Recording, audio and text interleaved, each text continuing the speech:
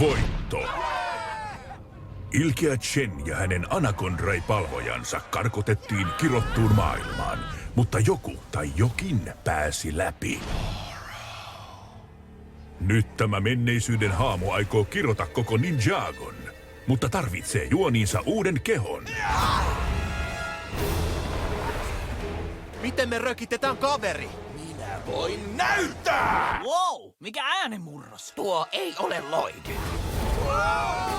Ette olleet ekat oppilaani. Täh? Yksi edelsi teitä.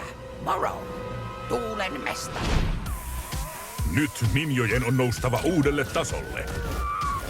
Opittava jo unohdetut ilmajitsu-taidot. Vapautettava Lloyd riivauksesta.